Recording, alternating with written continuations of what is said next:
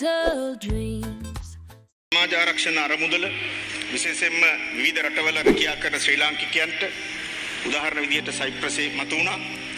කාලයක් තිස්සේ තියෙනවා ඒ රටේ වැඩ කරපු අපේ ලාංකිකයන්ට ඒ සමාජ ආරක්ෂණ අරමුදල ලැබෙන්නේ නැති ප්‍රශ්නේ. ඒකට සයිප්‍රස් ආණ්ඩුවත් එක්ක අවබෝධතා ගිවිසුමකට අපි ආයුතුව තියෙනවා.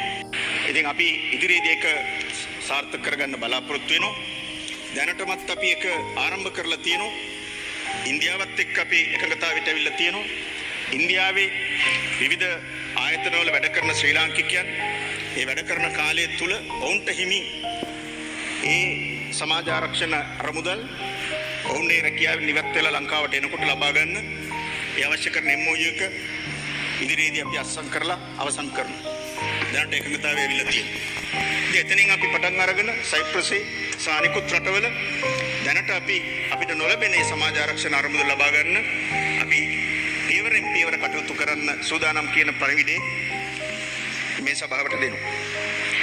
ඒ වගේම ගරු සභාපතිතුමනි අපිට ලැබෙන රෙමිටන්සස් ඇත්තටම ගත්තොත් සමහර රටවල බැංකු හරහාම ලැබෙන්නේ නැහැ. ඒකට හේතු කීපයක් තියෙනවා. ඉතින් විවිධ රටවල විවිධ තත්ත්වයන් තියෙන්නේ.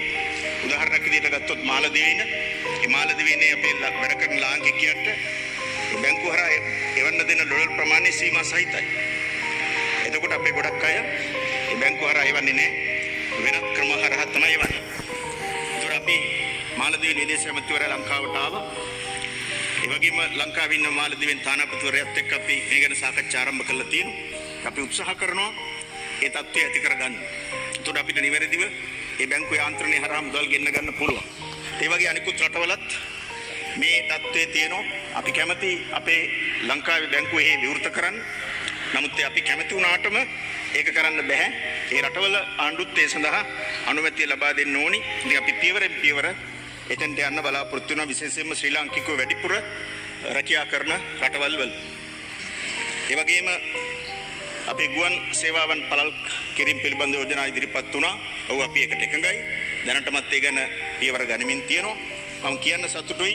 පෞද්ගලික ආයතනයක් ලබන අප්‍රේල් මාසයේ ඉඳලා මුල ඉඳලා කොළඹ කටුනායක සහ මැලේසියාව කුවාලාලම්පූර් දක්වා ගුවන් සේවයක් ආරම්භ කරනවා. ඉතින් ඒ හරහා මේ කටයුත්ත පුද්ගලිකංශය හරහා හෝ මේ කටයුත්ත ඉෂ්ට වෙන්න පටන් අරන් තියෙනවා. අපේ රටින් රැකියාව සඳහා විදේශගත වෙන ඒ විදේශ ශ්‍රමිකයන්ට විශ්‍රාම වැටුපක් ලබා දෙන්න කියන ඉල්ලීම පෞගේ කාලේ පුරාම තිබුණා. ඒ වගේම අපේ සංචාරක ශාස්ත්‍රයේ නියුතු අතරම මේ විවිධ සංචාරක ශාස්ත්‍රයේ රියදුරු රැකියා, ඒ වගේම මඟ පෙන්වන්න මාර්ගෝපදේශකයා, ඒ වගේම වක්‍රව සංචාරක ශාස්ත්‍රයේ නියුතු වෙන බොහෝ පිරිසට වයසට ගියාම Tamanට ජීවත් වෙන්න ක්‍රමයක් නැති වෙනවා. ඒ උන්ටත් විශ්‍රාම වැටුප් ක්‍රමයක් හඳුන්වා දෙන්න කියලා යෝජනාවක් තියෙනවා.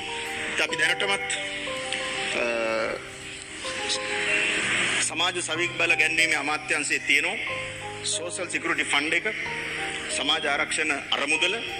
ඒ අරමුදලත් එක්ක අවබෝධතා ගිවිසුමක් අපේ ෆොරින් එම්ප්ලොයිමන්ට් බියුරෝ එක දැනටමත් අත්සන් කරලා තියෙනවා.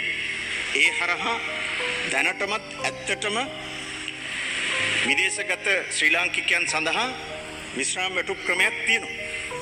නමුත් මේක ගොඩක් විදේශගත ශ්‍රී ලාංකිකයෝ දන්නේ නැහැ.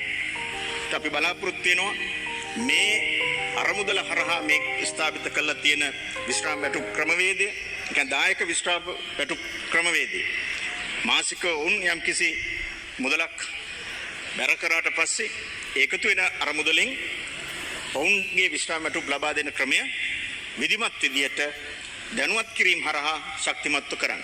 සංචාරක ශාස්ත්‍රයටත් විදේශ රැකියාවල ඉන්න අයටත් ඒ විශ්‍රාම වැටුප් ලබා දීමේ ක්‍රමවේදය දැනටමත් අපි ආරම්භ කරලා තියෙන එක තව ශක්තිමත්ව දැනුවත් කිරීම හරහා මේ ශ්‍රේෂ්ඨ දෙකේම ඉන්න අයට හඳුන්වා දීම සඳහා අපි පියවර අරගන්නවා, ඒක ක්‍රියාත්මක කරනවා.